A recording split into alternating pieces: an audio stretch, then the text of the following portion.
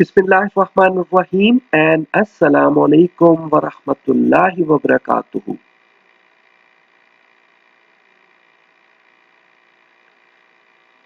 Okay, welcome to Quran class. आज की Quran class में हम सबक नंबर 4 हदायत और रहनुमाई, उसमें हम अल्लाह रब्बुल इज़्ज़त के एक और हुक्म के बारे में पढ़ेंगे। लेकिन हमेशा की तरह सबसे पहले अल्लाह का नाम और दुआ, ये आपने मेरे साथ पढ़ना होता है। शुरू करते हैं। बिस्मिल्लाहिर्रहमानिर्रहीम। रब्बि ज़िदनी इल्मा, ए मेरे रब मेरे इल्म में इजाफा फरमा। आमीन या रब्बल आलमीन। इंशाअल्लाह आज हमारा प्लान क्या होगा? आज हम हज करने के बारे में पढ़ेंगे।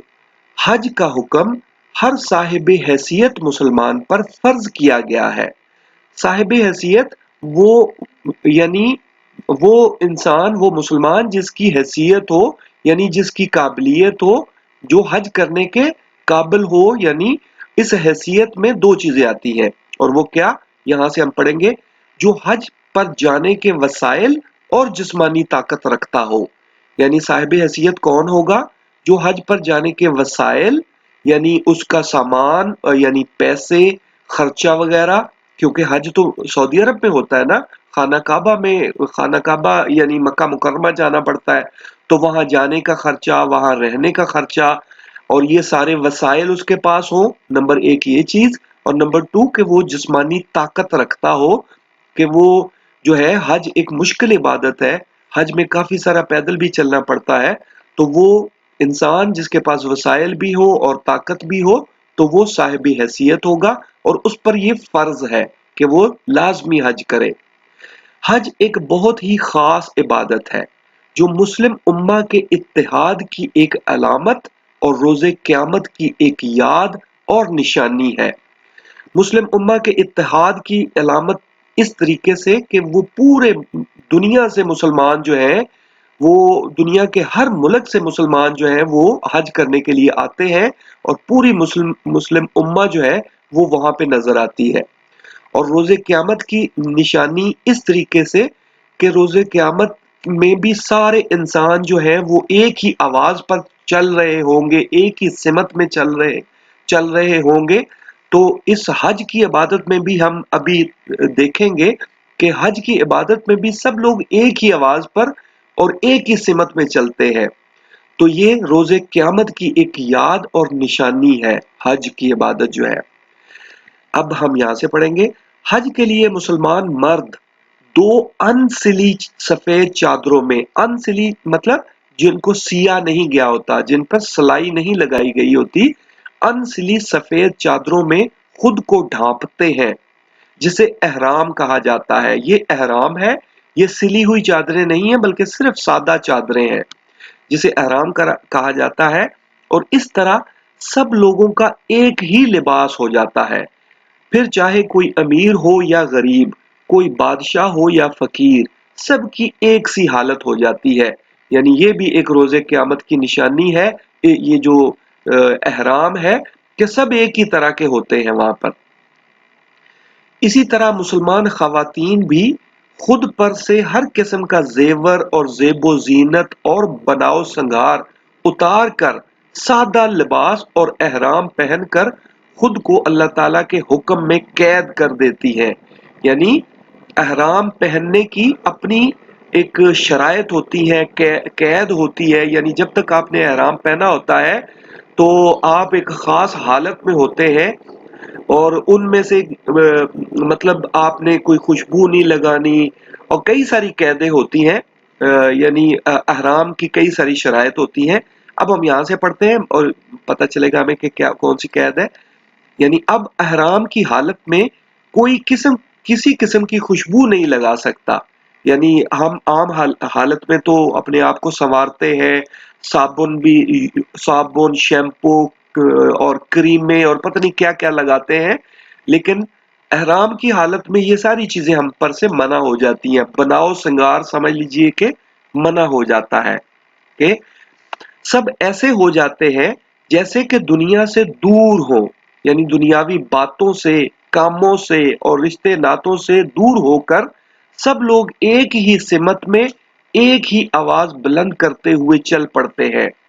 اور یہ آواز ہوتی ہے لبیک اللہم لبیک لا شریک لک لبیک ان الحمد والنعمت لک والملک لا شریک لک. یہ پڑھتے ہوئے سب لوگ چل پڑتے ہیں، اور ان الفاظ کو تلبیہ کہا جاتا ہے. کیا کہا جاتا ہے؟ تلبیہ. ان الفاظ کو تلبیہ کہا جاتا ہے. ان کا ترجمہ ہے کہ حاضر ہوں اے اللہ، میں حاضر ہوں، تیرا کوئی شریک نہیں، میں حاضر ہوں، حمد و ستائش، نعمتیں اور فرما روائی تیری ہی ہے، تیرا ان میں کوئی شریک نہیں. یعنی ان الفاظ کو ان الفاظ کا ترجمہ ہے تلبیہ کا. اور یہ الفاظ کہتے ہوئے یعنی پھر یہی کہتے کہتے میدان عرفات میں پہنچ جاتے ہیں. یعنی یہ تلبیہ پڑھتے ہوئے ایک دفعہ پھر پڑھتے اس کو اللہم لبیک لبیک لبیک لا شریک لک لبیک ان الحمد والنعمت لک والملک لا شریک لک. یعنی یہی کہتے کہتے میدان عرفات میں پہنچ جاتے ہیں. رائٹ. اب نیکسٹ پیج پہ جاتے ہیں اور مزید جانتے ہیں اس کے بارے میں. تو آج ہم قرآن کلاس میں سبق نمبر 4 ہدایت اور رہنمائی میں پڑھ رہے ہیں حج کا حکم. تو سب سے پہلے اس میں سورۃ الحج جو ہے 22 نمبر کی سورت ہے، اس کی آیات 26 اور 27 پڑھیں گے. یہاں فرمایا گیا وَإِذْ بَوَّأْنَا لِإِبْرَاهِيمَ مَكَانَ الْبَيْتِ، اور جب ہم نے ابراہیم کے لیے خانہ کعبہ کو مقرر کیا اللہ تشرک بی شیئا، اور ارشاد فرمایا کہ میرے ساتھ کسی چیز کو شریک نہ کیجیو، یعنی نہ کرنا.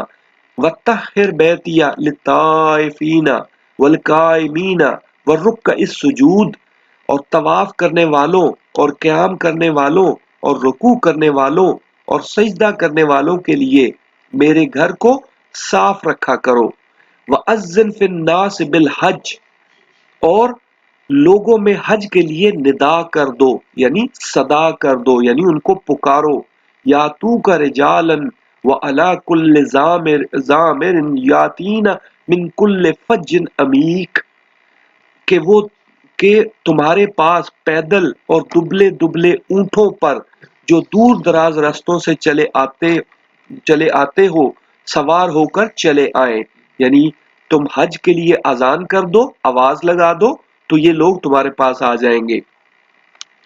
اب یہاں سے پڑھتے ہیں حج کا آغاز حضرت ابراہیم علیہ السلام کے وقت سے کیا گیا تھا اور یہ سلسلہ صدیوں پرانا ہے. قرآن پاک میں سورۃ الحج کی ان آیات میں بتایا گیا ہے کہ جب حضرت ابراہیم علیہ السلام نے اللہ سبحانہ و تعالیٰ کے حکم سے خانہ کعبہ کو تعمیر کیا تو اللہ تعالیٰ نے ان کو حکم دیا کہ میرے اس گھر کو پاک اور صاف رکھو کہ لوگ یہاں طواف کرنے، قیام کرنے، رکوع کرنے اور سجدہ کرنے آئیں گے. اور پھر یہ بھی کہ لوگوں کو حج کے لیے پکارو کہ وہ دور دراز سے پیدل اور اونٹوں پر تمہارے پاس چلے آئیں گے.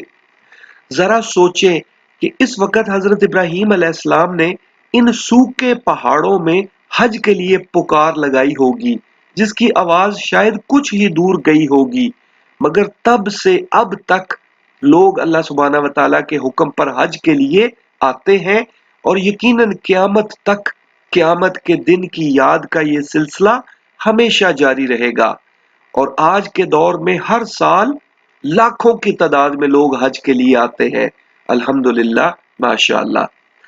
اب ہم نیکسٹ پیج پہ جائیں گے اور ہم کہیں گے الحمدللہ، اللہ کا شکر ہے کہ آج ہم نے حج کے بارے میں پڑھا کہ حج کرنا ہر مسلمان پر جو اس کی قوت اور استطاعت رکھتا ہو فرض ہے.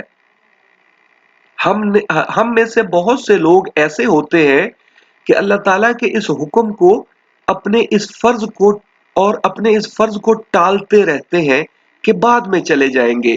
لیکن ہمیں یہ سمجھ لینا چاہیے کہ حج ایک انتہائی سخت عبادت ہے جسے اچھی صحت اور بڑھاپے کی کمزور حالت سے پہلے ہی، یعنی اچھی صحت میں اور بڑھاپے کی کمزور حالت سے پہلے ہی ادا کر لینا چاہیے. حج کے لیے اب ہم حج کا طریقہ جو ہے نا ایک مختصر سا طریقہ دیکھتے ہیں حج کا کہ حج کیسے کیا جاتا ہے. حج کے لیے تمام حاجی 8 ज़िलहज को, यानी ज़िलहज जो है ये इस्लामी महीना है, और उसकी 8 तारीख को यानी 8 ज़िलहज को वादी मिना में पहुंच जाते हैं। फिर अगली सुबह 9 ज़िलहज को फजर की नमाज के बाद तलबिया पढ़ते हुए सब हाजी मैदान अरफात की तरफ चल पड़ते हैं और वहां मैदान अरफात में हज का खुतबा सुनते हैं। फिर जोहर और असर की नमाजों को एक ही वक्त में पढ़ा जाता है।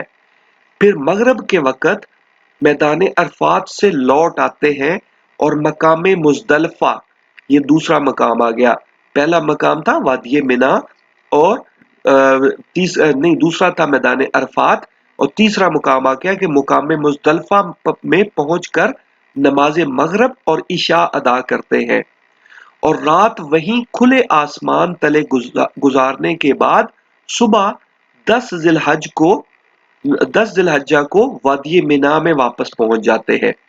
दोबारा अगर हम मुख्तसर सा जायजा लें तो 8 जिलहज को वादी मिना में गए, 9 जिलहज को मैदान अरफात में गए और फिर वहां से उसी दिन मुकाम मुजदलफा में वापस आ गए, और 10 जिलहज को वादी मिना में वापस पहुंच जाते हैं यानी अगली सुबह, और कुर्बानी करते हैं और बाल कटवाते हैं। यानी 10 जिलहज को ईद उल अजहा भी होती है ना, हम लोग भी यहाँ पे जो हाजी नहीं भी होते वो भी यहाँ पे अपने अपने घरों में अपने अपने मुल्कों में जो कुर्बानी करते हैं। तो 10 जिलहज्जा को वादी मिना में वापस पहुंचकर हाजी जो है वो कुर्बानी करते हैं और बाल कटवाते हैं। फिर शैतान को कंकरियां मारते हैं। ये 7 कंकरियां वो मैदान मकाम मुजदलफा से ही उठा लेते हैं और फिर शैतान को कंकरियां मारते हैं। और खाना काबा, और ये गलत हो गया, इसको काट देते हैं। खाना काबा जो है और काबा का तवाफ करते हैं। फिर अगले 2 दिन यानी 11 और 12 जिलहज्जा को भी शैतान को कंकरियां मारते हैं। यानी 2 दिन और वो 7-7 कंकरियां जो है वो शैतान को मारते हैं। अच्छा, शैतान जो है वो वहां पे एक दीवार की सूरत में बनाया गया है, एक बड़ी सी दीवार है जिसको कि अलामती शैतान है, यानी वो सिंबलाइज किया गया है उसे, यानी वो उसको कंकरियां मारने के लिए एक दीवार सी बनाई गई है, उस पर वो कंकरियां मारते हैं कि ये शैतान को यानी अलामतन कंकरियां मारते हैं और तवाफ करते हैं, और इस तरह जो हज है वो मुकम्मल होता है। तो अल्हम्दुलिल्लाह आज हमने क्या हज का तरीका भी देखा और हज की इबादत भी देखी कि हज किन लोगों पर फर्ज है, यानी साहिब हैसियत लोगों पर फर्ज है जो वसाइल भी रखते हो और ताकत भी रखते हो, और ये कि हज लाजमी कर लेना चाहिए, बुढ़ापे का इंतजार नहीं करना चाहिए क्योंकि हज एक सख्त इबादत है। और फिर ये कि हज का हमने तरीका भी देखा कि 8 जिलहज को वादी मिना में, 9 जिलहज को मैदान अरफात में, और शाम को मकाम मुजदलफा में, और फिर वापसी अगली सुबह वादी मिना में आके कुर्बानी करनी और बाल कटवाने और शैतान को कंकरियां मारनी, ये एक काम हो गया। और फिर अगले 2 दिन दोबारा शैतान को कंकरियां मारनी और तवाफ करना। बस ये है हज के मनासिक यानी तरीकाकार, और ये हमने आज अल्हम्दुलिल्लाह बहुत अच्छी चीज सीखी है। बहुत यकीनन हमें इसका बड़ा फायदा होगा क्योंकि अगर हमसे कोई पूछे तो हम उसको बता सकते हैं, गाइड कर सकते हैं। अब हमने करना क्या है कि इस पर 4 सवाल बनाने हैं ताकि हमें इसकी बेहतर समझ आ जाए। सवाल बनाने का मतलब होता है कि जब आप सवाल खुद से करते हैं, खुद से सवाल बनाते हैं तो आपको उस चीज की ज्यादा समझ आ जाती है। और फिर जब आपको बहुत अच्छे तरीके से समझ आ जाए तो आपका होमवर्क ये है कि आपने 4 लोगों को यही बात आगे पहुंचानी है, समझानी है इंशाअल्लाह, अल्लाह की रहमत से। राइट, तो ये काम आपने जरूर करना है। चले शाबाश, take care and Allah Hafiz.